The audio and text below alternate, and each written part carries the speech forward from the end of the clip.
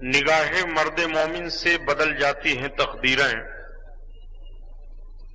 जो हो ज़ौक़ ईमा पैदा तो कट जाती हैं जंजीरें। न पूछ इन खिरका पोशों की इरादत हो तो देख इनको, यदे बैजा लिए बैठे हैं अपनी आस्तीनों में। आईने जवां मर्दा हक गोई वो बेबाकी, अल्लाह के शेरों को आती नहीं रोबाही। हजरात, हम और आप सरकार हुजूर सैयदना गाजी पाक रदी अल्लाह ताला अन्हु के कुर्ब में हैं। बहराइच शरीफ की सरजमीन सरकार गाजी पाक रदी अल्लाह ताला अन्हु के शहादत की जमीन है। आपका मज़ार पुरअनवार इसी शहर में है। हम और आप जियारत करते रहते हैं,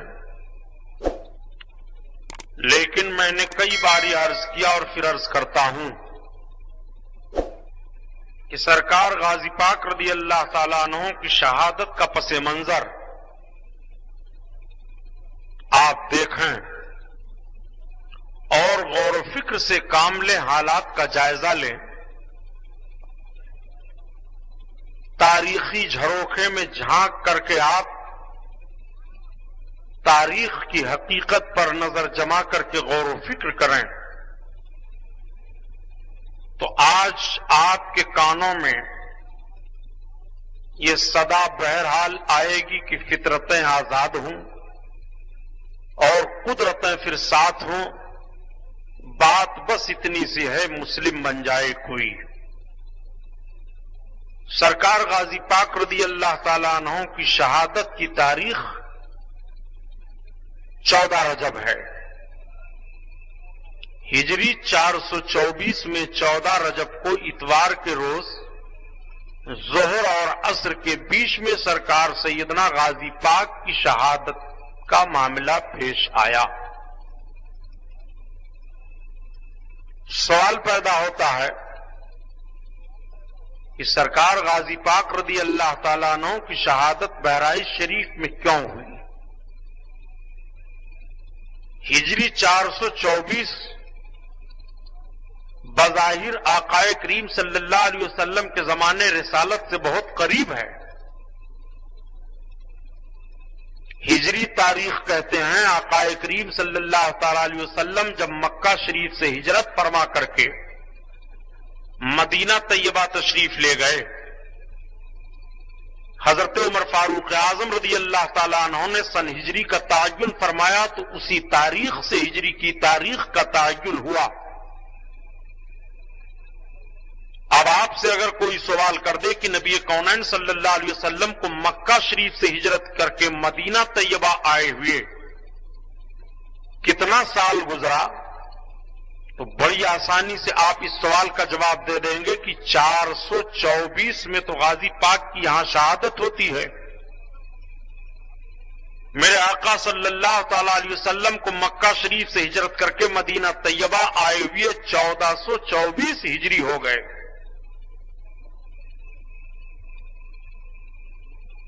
उस वक्त से सन हिजरी का तायुन हुआ। इस एतबार से सरकार गाजी पाक की शहादत आप जोड़े तो कितने बरस हो गए आपको शहीद हुए। 1424 में से 424 निकालिए तो कितना बचा, जल्दी बोलो। 1000। सरकार गाजी पाक रदी अल्लाह ताला अन्हु को इस दुनिया से तशरीफ ले गए हुए शहादत का जाम पिए हुए 1000 बरस का अरसा गुजर गया। 1000 बरस में हिंदुस्तान की कितने तारीखें पलटी।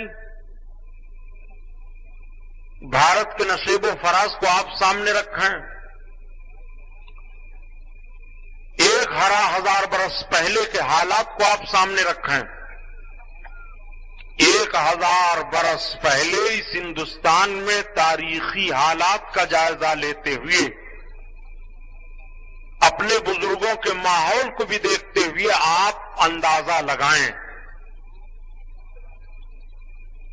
سرکار غازی پاک رضی اللہ تعالیٰ عنہ کے ماموں حضرت محمود غزنوی رضی اللہ تعالیٰ عنہ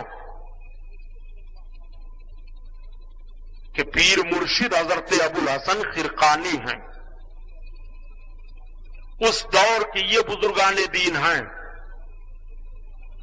حضرت ابو الحسن خرقانی رضی اللہ تعالیٰ عنہ بڑے عظیم الشان بزرگ ہیں، لیکن یہ مسلکن حنفی تھے۔ حضرت ابو الحسن خرقانی رحمت اللہ تعالی علیہ مسلکن حنفی تھے، حضرت امام اعظم ابو حنیفہ کے مقلد تھے۔ حضرت محمود غزنوی رضی اللہ تعالیٰ عنہ بھی حضرت امام اعظم ابو حنیفہ کے مقلد تھے۔ اب یہیں سے بات ثابت ہو گئی کہ سرکار غازی پاک رضی اللہ تعالیٰ عنہ حضرت امام اعظم ابو حنیفہ رحمت اللہ تعالیٰ علیہ کے مقلد تھے، حنفی تھے۔ جو بات میں آج آپ کے سامنے رکھ رہا ہوں ذمہ داری کے ساتھ، اس پر غور فرمائیے۔ تقریریں تو آپ حضرات بہت سنتے رہتے ہیں، ذرا غور کیجئے کہ حضرت غازی پاک رضی اللہ تعالیٰ عنہ حنفی تھے، حضرت امام اعظم ابو حنیفہ کے مقلد تھے۔ سرکار غازی پاک رضی اللہ تعالیٰ عنہ کی پیدائش ہندوستان ہی میں ہوئی ہے۔ ہندوستان میں اجمیر شریف کی سرزمین پر آپ کی ولادت بسعادت ہوئی۔ آپ کی والد محترمہ کا نام بھی آپ حضرات جانتے ہیں، ستر معلہ ہے۔ آپ کے والد گرامی کا مزار شریف بارہ بنکی سترک چوراہے کے پورب جانب ہے۔ آپ کے والد گرامی کا نام حضرت محمد سالار صاحب ہے۔ آپ کئی جنگوں میں فتح حاصل کر کے آئے، فوج کے سپہ سالار تھے حضرت محمود غزنوی کے۔ حضرت محمود غزنوی نے آپ کے تقوی، طہارت، تقدس اور فتح و کامرانی بہادری کو ملاحظہ فرمایا تو اپنی بہن حضرت ستر معلہ کا نکاح آپ کے ساتھ کر دیا۔ سرکار غازی پاک رضی اللہ تعالیٰ عنہ کی ولادت بسعادت ہوئی تو بہت خوشیاں منائی گئیں۔ مورخوں نے یہاں تک تحریر کیا ہے کہ جب حضرت محمود غزنوی کو پتا چلا تو آپ 9 دسترخوان مٹھائیاں منگا کر کے اور اس کو لوگوں میں تقسیم کرواتے ہیں۔ سرکار غازی پاک کے والد گرامی نے بہت خیرات کیا، والدہ نے غریبوں اور فقیروں کو بہت خیرات کیا، کپڑے پہنائے، مٹھائیاں کھلائی گئیں، کھانے کا انتظام کیا گیا، خیرات تقسیم کی گئی، داد و دہش کا بہت دروازہ کھولا گیا۔ اس طرح سے سرکار غازی پاک کی ولادت پاک پر خوشی کا معاملہ سامنے آیا۔ بڑے لاڈ و پیار میں حضرت غازی پاک کی پرورش ہوتی ہے۔ سرکار غازی پاک ایسی منزل میں آئے کہ زمین پر چل رہے ہیں، زبان بڑی صاف ستھری ہے، اتالیق مقرر کر دیے جاتے ہیں، اساتذہ متعین کر دیے گئے تاکہ علم دین آپ کو دیا جائے۔ 7 برس کی عمر شریف ہوتے ہوتے سرکار غازی پاک علم دین بھی حاصل کر لیتے ہیں اور اس کے ساتھ ساتھ فن سپاہ گری آپ حاصل کرنا شروع کر دیتے ہیں۔ فن سپاہ گری میں جیسے گھوڑے پر تیز رفتار میں گھوڑا ہو، دوڑ کر کے چڑھنا، گھوڑے پر چڑھ کر کے دشمن کے مقابلے میں تلوار کیسے چلائی جاتی ہے یہ ہنر، تیر کیسے مارا جاتا ہے یہ ہنر، ہاتھ میں ڈھال لے کر کے دشمن کے تیر کو کیسے روکا جاتا ہے یہ ہنر، دشمن سامنے آ رہا اس کے سامنے مقابلہ کرنے کا طریقہ کون سا ہونا چاہیے یہ ہنر، یہ ساری باتیں سرکار غازی پاک کی عمر شریف جب 12 برس کی ہوتی ہے تو آپ مہارت حاصل کر لیتے ہیں۔ سرکار غازی پاک رضی اللہ تعالی عنہ کو فوج کی کمانڈری دے دی گئی۔ سرکار غازی پاک فوج کے کمانڈر ہو گئے۔ کئی معاملوں میں آپ نے مرحلے کو سر کیا، فتح و کامرانی سے ہمکنار ہوئے، معمول پیشانی کا بوسہ لے لیا، لیکن ہر دور میں ہنرمندوں اور اچھوں کے حاسد رہے ہیں، ہر دور میں باکمال لوگوں کے ساتھ حسد کا معاملہ پیش آیا ہے، اور ہر باکمال باہنر کے پیچھے دشمنوں کی الغار ہو جاتی ہے۔ سرکار غازی پاک رضی اللہ تعالیٰ عنہ کو اس معاملے سے دوچار ہونا پڑا۔ دنیا کا کوئی ایسا فرد آپ لے لیں جس کے اندر کوئی ہنر ہو اس کے مخالف نہ ہو، جس کے اندر کوئی کامیابی ہو اس کے مخالف نہ ہو، جس کے اندر کوئی جوہر پایا جاتا ہو اس کے مخالف نہ ہو۔ اگر مخالف نہیں ہے تو اس کا مطلب اس کے اندر کوئی جوہر نہیں ہے۔ مخالفت کا پایا جانا اس بات کی دلیل ہے کہ اس کے اندر ضرور کوئی جوہر ہے، اور جن چیزوں پر اختلاف کیا جائے اس کا جائزہ لیا جائے۔ اگر کسی کے علم سے اختلاف کیا جاتا ہے تو پتا چلا کہ جس سے اختلاف کیا جا رہا ہے ضرور اس کے پاس علم ہے، کس کی دولت سے اختلاف ہو رہا ہے تو ضرور اس کے پاس دولت ہے، کسی کی طاقت سے اختلاف ہو رہا ہے تو ضرور اس کے پاس طاقت ہے، کسی کی سیاست سے اختلاف ہو رہا ہے تو ضرور اس کے پاس سیاست کا مادہ پایا جا رہا ہے، کسی کے اقتدار سے حسد کیا جا رہا ہے تو ضرور اقتدار کا جوہر اس کے اندر پایا جا رہا ہے۔ بہرحال جن چیزوں سے اختلاف کیا جائے پتہ یہ چلا کہ جس سے اختلاف کیا جا رہا ہے اس کے اندر یہ چیزیں چاہے کم پائی جائیں چاہے زیادہ پائی جائیں پائی جا رہی ہیں، اور جس کے اندر کوئی جوہر نہ ہو اس کا اختلاف کون کرے گا؟ سرکار غازی پاک رضی اللہ تعالیٰ عنہ سے بھی مخالف تھے لوگ۔ کیوں مخالف تھے؟ غزنی سلطنت کا تاجدار حضرت محمود غزنوی اپنے بھانجے کو بہت چاہ رہے ہیں، اتنی عزت دیتے ہیں کہ مسعود دربار میں آ گئے تو ماموں کھڑے ہو جا رہے ہیں۔ سلطنت کے تعلق سے کچھ مشورہ لیا جا رہا ہے تو مسعود کا مشورہ لیا جا رہا ہے، فوجوں کو بھیجنے کا معاملہ سامنے آ رہا ہے تو سرکار غازی پاک سے بغیر مشورہ لیے ہوئے فوجیں بھیجی نہیں جا رہی ہیں۔ سرکار غازی پاک سے ہر قدم پر مشورہ لیا جا رہا ہے۔ محمود غزنوی کو سب سے زیادہ دقت پیش آئی تھی کس معاملے میں معلوم ہے؟ سب سے زیادہ دقت ہندوستان کے تعلق سے پیش آئی تھی۔ جس محمود غزنوی پر الزام لگایا جاتا ہے کہ حضرت محمود غزنوی نے بھارت کو لوٹ لیا تھا اور بھارت کی ساری دولت کو محمود غزنوی لے کر کے چلے گئے تھے، میں عرض کرتا ہوں غلط ہے، جملہ بدلو، تاریخ کا جنازہ نہ نکالو۔ حضرت محمود غزنوی نے تو بھارت کو دولت دے دی ہے کہ جہاں دولتیں نچھاور ہو رہی ہیں، حضرت غازی پاک جیسی دولت اور بھارت کے لیے کیا ہوگی؟ حضرت محمود غزنوی چاہتے تو حضرت غازی پاک کو غزنی ہی میں رکھتے، لیکن یہ محمود غزنوی کا احسان ہے کہ اپنے لاڈلے بھانجے کو بھارت کے لیے دے دیا ہے۔ میرا مسعود بھارت میں رہے گا، خون کا نذرانہ پیش کر رہنا ہوگا تو رہے گا، تلوار کے جوہر سے رہنا ہوگا تو رہے گا، فیض و کرم کا دریا بہا کر رہنا ہوگا تو رہے گا، اپنے بہادری کا جوہر دکھا کر رہنا ہوگا تو رہے گا، داد و دہش کا خزانہ کھول کر رہنا ہوگا تو رہے گا، اور آج نہیں بلکہ قیامت تک رہے گا۔ وہ سرکار غازی پاک ہیں، کتنی بڑی دولت دے دی محمود غزنوی نے۔ محمود غزنوی لوٹ لے گئے بھارت کو۔ آپ ذرا نشیب و فراز کا جائزہ لیتے ہوئے تاریخ کا جنازہ نہ نکالیے۔ آج تاریخوں میں انٹرفیئر کیا جاتا ہے، تاریخوں کا جنازہ نکالا جاتا ہے۔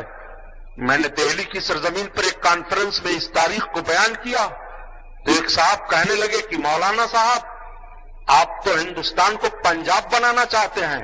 ہم نے کہا نہیں، ہندوستان پنجاب نہیں بنے گا، پنجاب بنانے والے بناتے رہے اپنا انجاب پنجاب۔ میں جو بات کہہ رہا ہوں تاریخ کے آئینے میں کہہ رہا ہوں۔ سرکار غازی پاک کے ماموں حضرت محمود غزنوی کی تعریف اس بنیاد پر نہیں کر رہا ہوں کہ وہ ہندوستان آئے تھے، اس بنیاد پر تعریف کے لیے زبانیں کھل رہی ہیں کہ محمود غزنوی نے سب سے زیادہ بڑا حملہ سومناتھ کے قلعے پر کیا تھا، اور سومناتھ کے قلعے پر حضرت محمود غزنوی کا حملہ کس بنیاد پر ہوا؟ کیوں حملہ کیا گیا؟ کیا ان کو غزنی کافی نہیں تھا حکومت کرنے کے لیے؟ کیا ان کے پاس سلطنت کے لیے زمین نہیں تھی؟ کیا ان کے پاس اتنی زمین نہیں تھی کہ وہ حکومت کرتے؟ اور اگر محمود غزنوی فتح و کامرانی کا جھنڈا گاڑ دیے تھے ہندوستان میں تو پھر محمود غزنوی کو ہندوستان سے جانا نہیں چاہیے۔ ہندوستان سے وہ گئے کیوں؟ ہندوستان سے ان کو جوہر دولت کا لے کر کے جانا تھا. نہیں بلکہ آپ تاریخ کا جائزہ لیجئے. 388 کنیاؤں کی آبرو سومناتھ کے قلعہ میں ہر دن لوٹی جا رہی تھی. ان کی آبرو پر ہر روز حملہ کیا جا رہا تھا. اور جب چیخ پڑی تھی وہ کنیائیں, یہ زمین کانپ رہی تھی اور سومناتھ کا قلعہ ہل رہا تھا, تو آواز دی گئی تھی اس اسلامی بہادر کو, جس اسلامی بہادر نے اپنے تقدسانہ ماحول سے بھارت کی سرزمین پر اس بات کو پاک کیا تھا اور ذہن و فکر دے دیا تھا کہ بھارت کی سرزمین پر کنیائیں اب آبرو مندانہ جیون بتائیں گی, کسی کے ظلم و شکار میں رہ کر کے اپنے عصمت کا سودا نہیں کریں گی. آپ ذرا اس تاریخ کا جائزہ کیوں نہیں لیتے ہیں؟ محمود غزنوی نے 16 بار حملہ کیا تھا اور 17ویں بار میں حضرت محمود غزنوی کو سومناتھ کے قلعہ پر فتح ملی تھی. آج کچھ لوگ جب کہہ دیا کرتے ہیں تو مسلمان تو پسپا نظر آتے ہیں. مسلمانوں کے لیے تو ہر طرف تباہی اور بربادی ہے. مسلمانوں کے لیے نہ کل تباہی تھی نہ آج تباہی ہے. آپ کہیں گے سبحانی صاحب, ابھی ماضی قریب میں بغداد کی سرزمین پر امریکہ کا ظلم ہوا. آج بھی امریکہ کی فوجیں اپنے ظلم و بربریت کی بنیاد پر بغداد کی سرزمین پر گھوم رہی ہیں. بغداد کے بچے چیخ رہے ہیں. بغداد کی جنتا مظاہرہ کرتے ہوئے سڑکوں پر نکل آتی ہے. بغداد میں آج بھی مسجدوں کی پامالیاں کی جا رہی ہیں. مزارات کے مجاوروں کو آج بھی قتل کیا جا رہا ہے. اور آپ کہہ رہے ہیں کہ مسلمان پسپا نہیں ہے. جی نہیں, نہ مسلمان کل پسپا تھے نہ آج پسپا ہے, نہ مسلمان کل تباہ تھے نہ آج تباہ ہیں.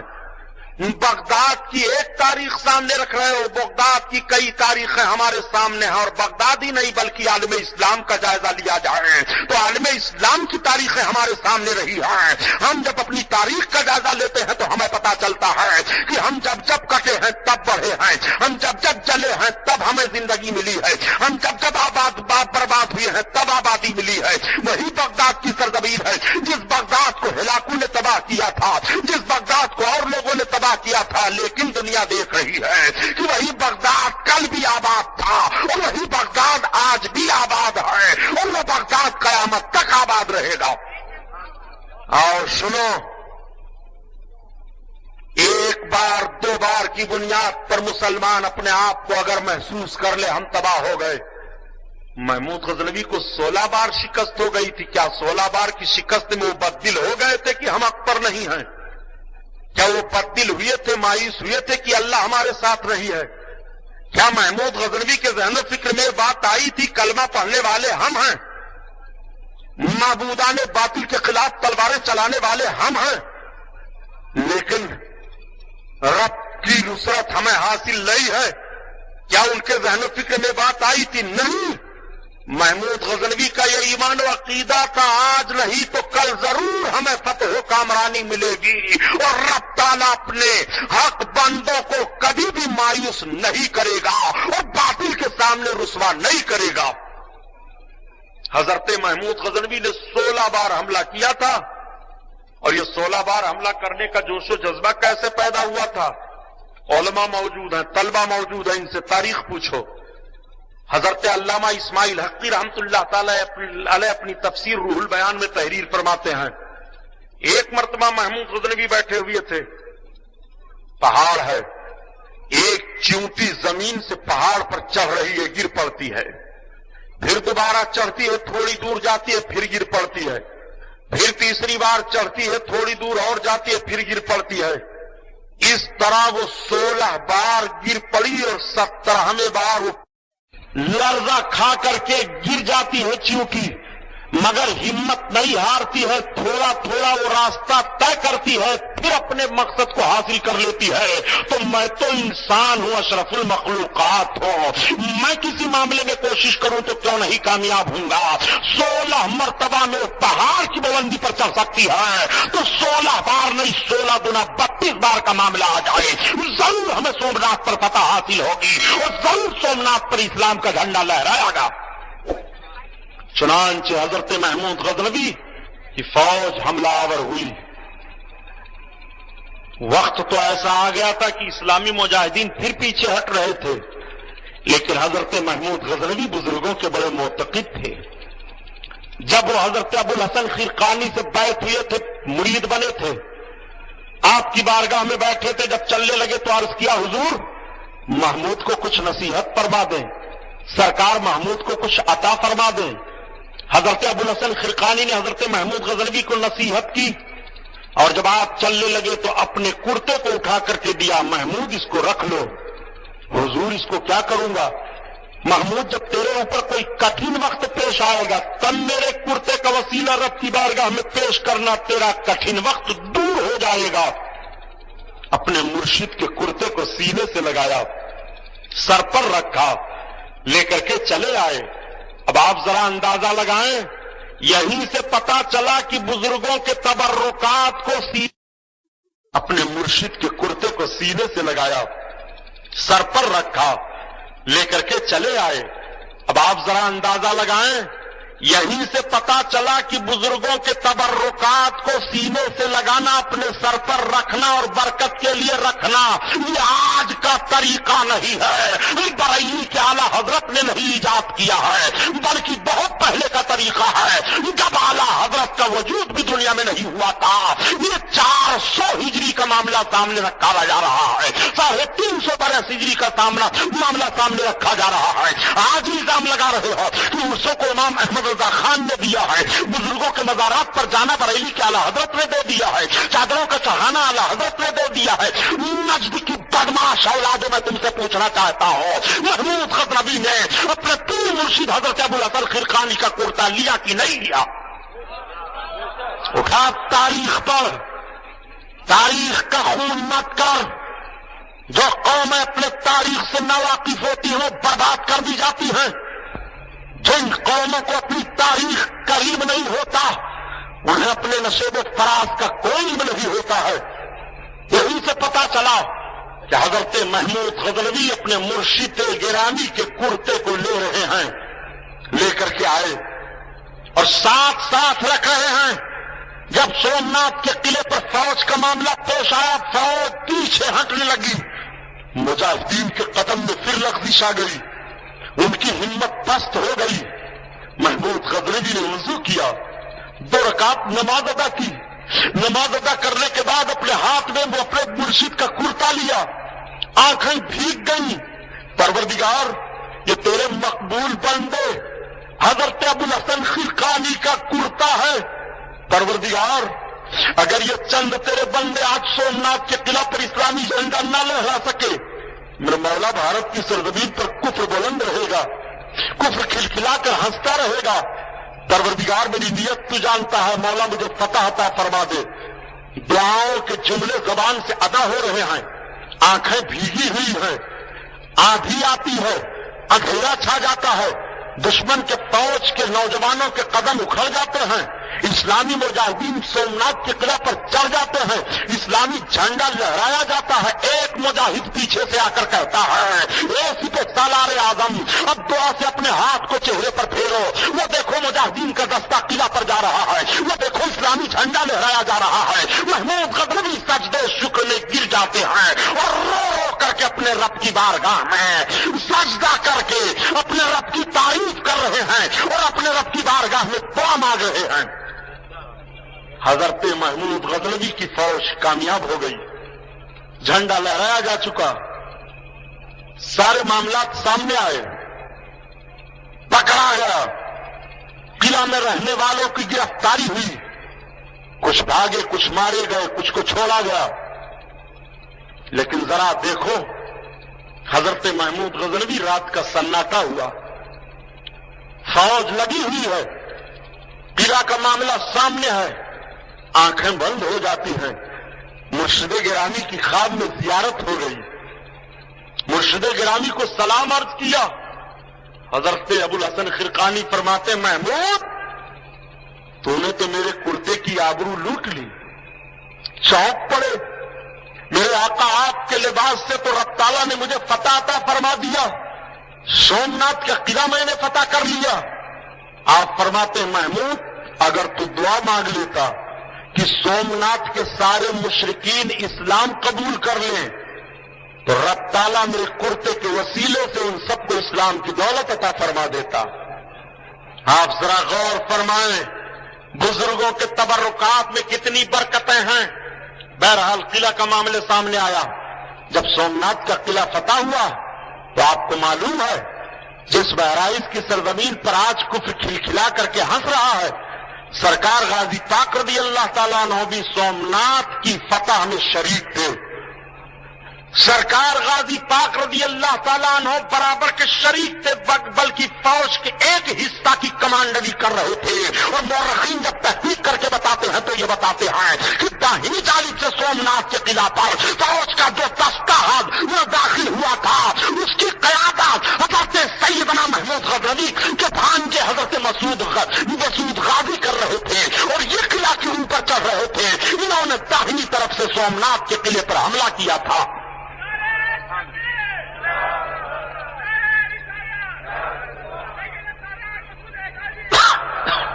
وہ سرکار غازی پاک ہیں۔ قلعہ فتح ہوا، مال غنیمت سمیٹا گیا، سومناتھ کے قلعے کا سب سے بڑا بت سامنے لایا گیا۔ جب سب سے بڑا بت سامنے لایا جاتا تو معلوم ہے سومناتھ کتنا بڑا قلعہ تھا اور کتنا بڑا بت اس میں تھا۔ حضرت مفتی عبدالوحید صاحب قبلہ سے پوچھو، یہ علماء بیٹھے ہیں۔ حضرت شیخ سعدی رحمت اللہ تعالی علیہ اسی دور کے بزرگ ہیں۔ حضرت شیخ سعدی رحمت اللہ علیہ اپنی کتاب دوستہ کے 8ویں باب میں بیان فرماتے ہیں، وہ سومناتھ کا قلعہ دیکھنے گئے تھے اور کس انداز سے اس میں تھے دیکھ کر کے، اور کیا کیا انہوں نے دیکھا تھا، سب حضرت شیخ سعدی نے بیان فرمایا۔ دوستہ کے 8ویں باب میں پڑھا لو۔ بڑا بت سامنے لایا گیا، معاملہ پیش آیا، اس کو کیا کیا جائے؟ توڑ دیا جائے۔ کچھ پجاری سامنے آئے، کہا مہاراج آپ نے قلعہ کو فتح کر لیا، آپ مسلمان ہیں، ہم لوگوں نے سنا ہے مسلمان بڑے دیانتدار ہوتے ہیں۔ کہا الحمدللہ۔ کہا تو ایسا کیجئے کہ آپ نے فتح تو حاصل کر لیا، آپ اس بت کو نہ توڑیں، ہمیں دے دیں۔ حضرت محمود غزنوی نے فرمایا میں مشورہ کر لوں۔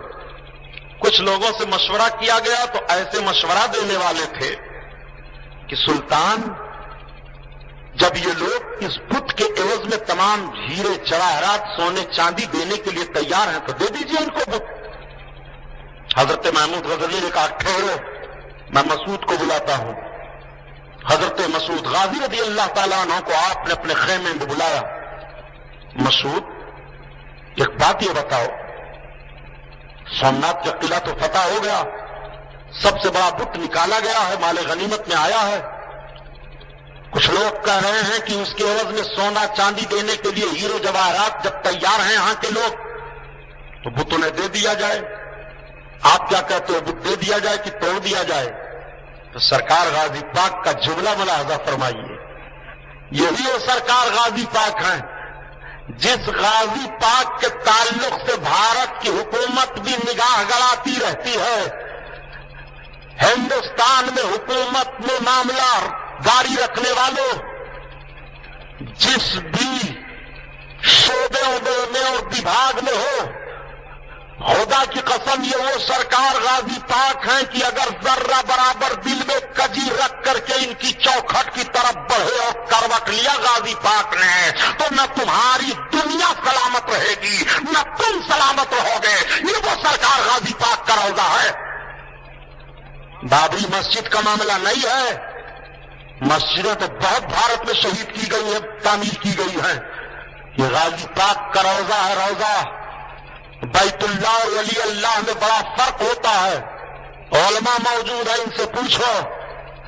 بیت اللہ سے الجھنے والوں کو تو مہلت دے دی گئی ہے، من جان باللہ بیت اللہ تباہ کرنے والے تو فرصت میں رہے ہیں کچھ روز تک کے لیے، یہ تاریخ رہی ہے، لیکن ولی اللہ سے ٹکرانے والا منٹ بھر بھی سلامت نہیں رکھا گیا ہے، یہ بھی تاریخ رہی ہے۔ خانہ کعبہ میں 360 بت رہے، انہیں فرصت ملتی رہی، لیکن وہی نمرود حضرت ابراہیم علیہ السلام سے ٹکرایا ہے، برباد کر دیا گیا۔ فرعون ٹکرایا، حضرت موسیٰ سے برباد کر دیا گیا۔ اور جب کفاران مکہ رب کے محبوب سے ٹکرا رہے ہیں تو برباد کر دیے جا رہے ہیں، اور بیت اللہ بھی پاک و صاف کر دیا جا رہا ہے۔ بیت اللہ کا معاملہ الگ ہوتا ہے، ولی اللہ کا معاملہ الگ ہوتا ہے. اس بات کو ذہن میں رکھنا. مسلمان کو مار ڈالو گے یہ تمہارے اندر جوہر ہے، لیکن مسلمانوں میں جو ولی اللہ ہیں ان سے نگاہیں ملانے کے لیے تمہیں سوچنا پڑے گا. بہت ذمہ داری کے ساتھ بول رہا ہوں. تاریخ کا یہ ورق اس لیے سامنے رکھ رہا ہوں کہ آئے دن اخباروں میں بہرائچ غازی پاک کے تعلق سے باتیں پڑھنے کو ملتی ہیں. ہندو پریشد، بجرنگ دل، RSS کے گندا ذہن فکر رکھنے والے لوگ جو ملک میں صرف فرقہ وارانہ فساد کا ماحول برپا کرنا چاہتے ہیں. حکومت ہند کی غور و فکر سے یہ طے کر چکی ہے کہ یہ سب فرقہ وارانہ ماحول پیدا کرنے والی جماعتیں ہیں. یہ جماعتیں جو رشیوں اور ملوں کے خلاف بولا کرتی ہیں، اللہ کے مقدس ولیوں کے خلاف بولا کرتی ہیں. جب یہ ولی اللہ کے وہی خواہ نہیں ہو رہے ہیں، ان کے معتقد نہیں ہو رہے ہیں، تو ہندوستان کے یہ فلاح و بہبود کے لیے کبھی بھی اپنے قدم کو آگے نہیں بڑھا سکتے ہیں. سنو، یہ دینی جلسہ ہے. تاریخ کا جھروکھا اس لیے آپ کے سامنے کر رہا ہوں کہ جھانک کر کے دیکھو. حضرت محمود غزنوی نے کتنا اچھا جملہ ارشاد فرمایا. بیٹا مسعود، میں تم سے رائے لے رہا ہوں. مامو جان کے سامنے آپ عرض کرتے، مامو جان آپ کو اختیار ہے، آپ سلطان ہو، حکومت آپ کی ہے، فوج آپ کی ہے، یہ سارے لشکری آپ کے ہیں، آپ جو فیصلہ کر دیں ہم بصر و چشم قبول کرنے کے لیے تیار ہیں. لیکن آپ کے بعد تاریخ مرتب کی جائے گی. انسان مر جاتا ہے، تاریخ زندہ رہتی ہے. قومیں مر جاتی ہیں، تاریخ زندہ رہتی ہے. حالات ختم ہو جاتے ہیں، تاریخ زندہ رہتی ہے. ماحول ختم ہو جاتا ہے، تاریخ زندہ رہتی ہے. آبادیاں ختم ہو جاتی ہیں، تاریخ زندہ رہتی ہے. شہر کے شہر تباہ ہو جاتے ہیں، تاریخ زندہ رہتی ہے. مامو جان، جب تاریخ مرتب ہوگی تو آپ کی دو تاریخ مرتب ہوگی. اگر آپ نے ہیرے جواہر سونے چاندی کے عوض میں اس بت کو چھوڑ دیا تو تاریخ مرتب کی جائے گی. محمود غزنوی ہندوستان میں بت فروش آیا تھا، اور اگر آپ نے اسے توڑ دیا تو تاریخ مرتب کی جائے گی کہ محمود غزنوی ہندوستان میں بت شکن آیا تھا. بت شکن بننا چاہتے ہو تو آپ کو اختیار ہے، اور بت فروش بننا چاہتے ہو تو آپ کو اختیار ہے. اتنا سننا تھا کہ حضرت محمود غزنوی اپنی تلوار کو فضا میں لہرایا اور لہراتے ہوئے مارا بت کی گردن پر. بت ٹوٹ پڑا اور فرمایا، مسعود، محمود دنیا سے بت شکن بن کر کے جانا چاہتا ہے، بت فروش بن کر کے نہیں جانا چاہتا ہے. آپ ذرا تاریخ کو سامنے رکھیں، بات کو سمجھیں. وہ سرکار غازی پاک رضی اللہ تعالیٰ عنہ ہیں. حضرت غازی پاک کے لیے یہ طے ہوا. کچھ لوگوں نے دیکھا کہ اگر محمود غزنوی کے قرب میں اسی طرح سے رہے تو سلطنت غزنی کے یہی مالک نہ بن جائیں تو ہم لوگوں کے لیے دقت ہو جائے. مشورہ دینے لگے. حضرت محمود غزنوی نے سمجھ لیا، ارشاد فرمایا، بیٹا ادھر آؤ، تمہیں ہندوستان کی ذمہ داری دی جاتی ہے، ہندوستان میں رہو، اپنی ماں کے پاس چلے جاؤ. سرکار غازی پاک رضی اللہ تعالیٰ انہوں نے منظور فرما لیا. سمجھ گئے آپ امام جان حاسدوں کی بنیاد پر اس طرح سے مجھے اچھا مشورہ دے رہے ہیں. فوجیں دی گئی، فوج کا دستہ دیا گیا. سرکار غازی پاک دلی ہوتے ہوئے آ رہے ہیں. دلی کو آپ نے فتح کر لیا چند جھڑپیں ہی وہاں کے راجاؤں سے.